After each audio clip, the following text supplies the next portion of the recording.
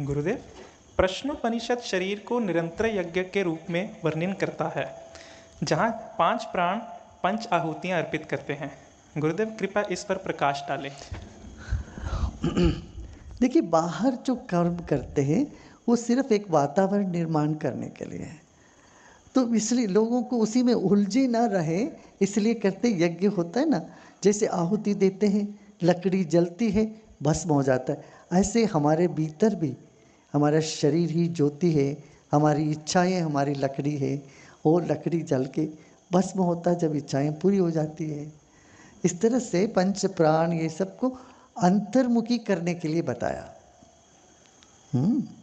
देखो चेतना कैसा है, जैसे आकाश, जैसे विस्तार में, तो वो उस स्थिति में आपको ले जाने के लिए इस तरह से किया। गुरुदेव, मंदिरों में ध्वज स्तंभ को इतना विशेष महत्व क्यों दिया जाता है? इसके पीछे क्या कारण है? दूर से लोगों को दिख जाए। हाँ, दूर से लोगों को दिख जाए,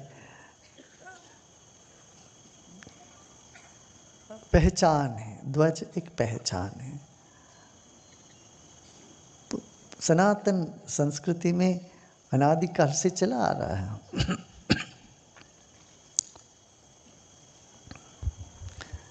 देखो,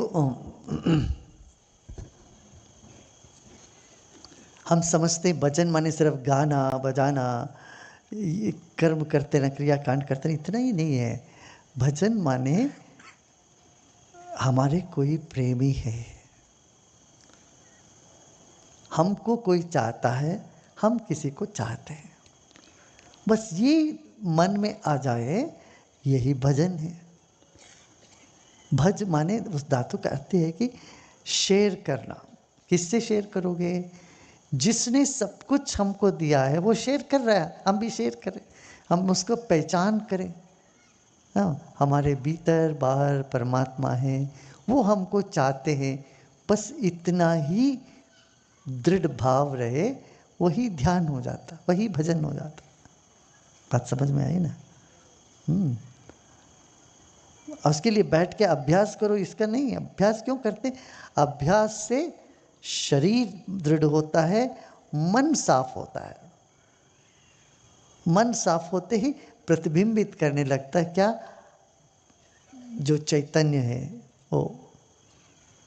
और माइंड को कैसे रखना चाहिए? जैसे मिरर जैसे। 2 तरह के माइंड होती है। तो फोटोग्राफिक माइंड, फोटोग्राफिक माइंड क्या, वो उसमें छाप लग गया और लगा रहेगा।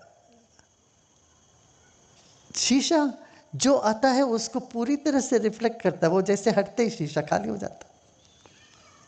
हमारी चेतना, हमारा मन भी ऐसा होता है, और उसमें एक छाप जो हमेशा रह जाता है वो है परमात्मा का, प्रेम का। उसीलिए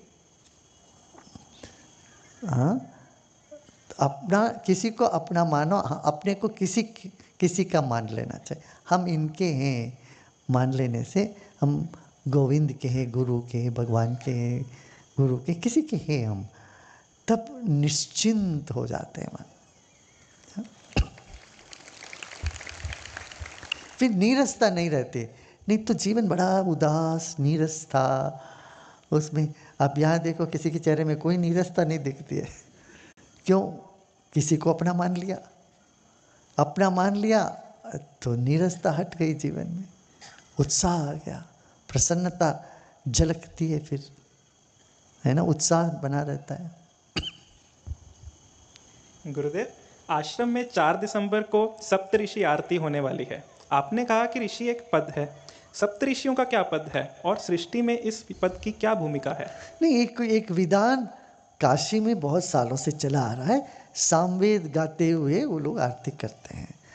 तो हमने कहा, जब हम गए थे, हमने उनको कहा बेंगलुरु में भी करेंगे, आप सबको उसका लाभ मिल जाए।